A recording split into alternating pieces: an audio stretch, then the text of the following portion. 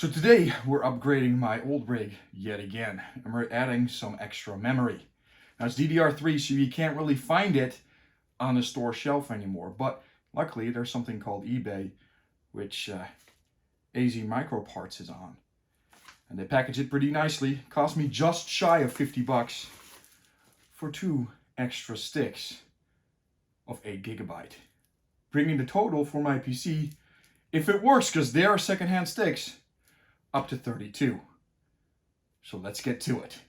The first thing you want to do is turn off your power supply, unplug the rig, so you're good to go there. And then of course you take off your side panel.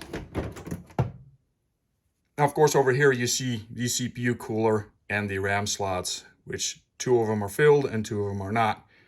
Now if you want to find out what kind of RAM you have, you can look in the BIOS, but for me, I just took a picture of this sticker over here because of course you can't really read that from over here. It's kind of hard to do, and find a match on the internet. Now one of the coolest things about installing RAM is you can just do it on your desk. You don't have to unplug your entire PC. You can do it like this, no problem.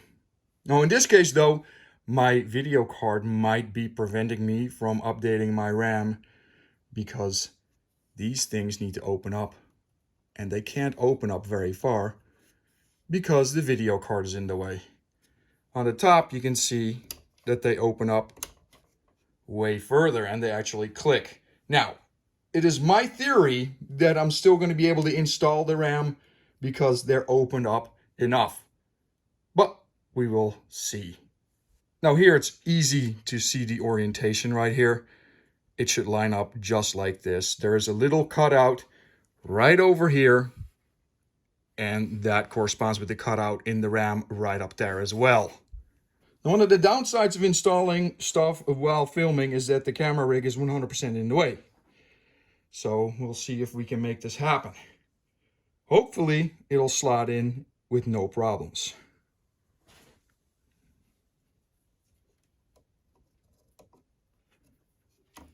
Line it up. Give it a little push.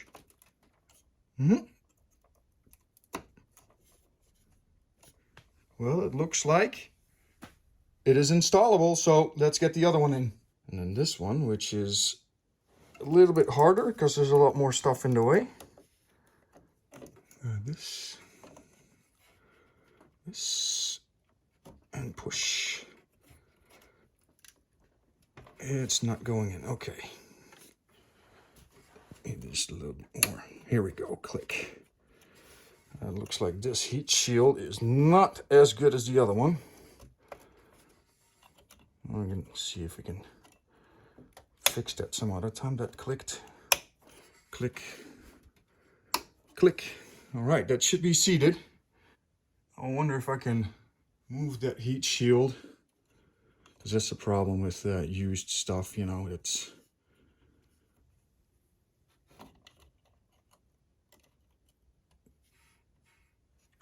Looks all right. Looks all right. Now, you saw that everything clicked. It should be in place right now. So we're just going to boot up the PC and see what happens. Plug the PC back in. Switch on the power supply. And then we hit the go button. And hopefully it boots with no problems. And we got 32 gigs of RAM.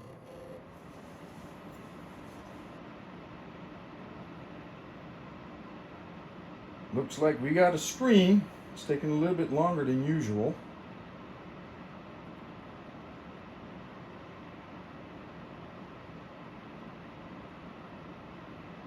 And we're in. So the PC runs, which is a good thing, because if it nuked my PC, then, well, that would have been bad. But we're going to verify that we got 32 gigs of RAM installed now. So you just hit Control-Alt-Delete. You hit the task manager. And it will tell you right away, if you hit on performance, 32 gigs of DDR3 RAM. And you can also see that it's running at the right clock speed here, 1867. It was 1866 megahertz, I guess it just rounds up.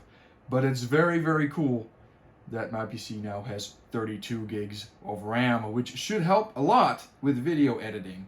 Gaming wise, you know, my processor is old, so that is definitely going to be the downside. But we're going to test that in a little bit. We're going to just boot up a game and see if it makes a difference running on 32 gigs of RAM or 16 gigs of RAM. Let's find out. So the most recent game I tested was Cyberpunk 2077, so that was the logical choice here. Looking at it side by side, you can see the game is running roughly the same with the exception of the memory used, which is a few gig higher on the 32 gigabyte upgraded machine. This is on the medium ray tracing setting with upscaling turned off. At the end, something weird. The 16 gigabyte machine ended up with 44 FPS average and a 33 FPS 1% low. The end card inside Cyberpunk stated 28.54 minimum and 59.64 maximum FPS with the total frames rendered of 2806. The 32 gigabyte machine in turn ended up on a 42 FPS average with a 34 FPS 1% low, which is 1 FPS higher than the 16 gigabyte machine. The end card in Cyberpunk stated a 33.09 minimum FPS and a 60.36 max, with a total frames rendered of 2725.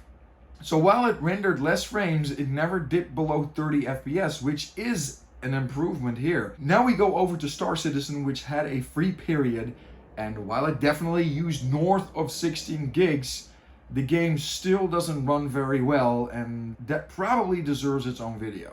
The big difference is video editing. Hitting the render button has the system utilizing more than my previous 16 gigs, which increases the speed the video renders. And if I start to edit 4K footage, that extra RAM is 100% gonna be used. So I hope this video helped you guys out. If you never tried to do some RAM stuff, really tried to put all that stuff at the beginning so you don't have to listen to my rambling and all the tests that I do that are non-scientific but are more for me than for anyone else. Yeah, please hit that subscribe button. Still trying to get to 1,000 subscribers, and it would be great. Was it worth it? 50 bucks on a 10-year-old PC? Bare minimum, yes, because I end up making a video about it, which I enjoy doing. Will it help the video editing side of things? Probably as well. Anyway, if you enjoyed it, hit a like. Tell me what you thought in the comment section below. As always, hashtag game for the sake of gaming. And I'll see you guys on the flip side. Take care.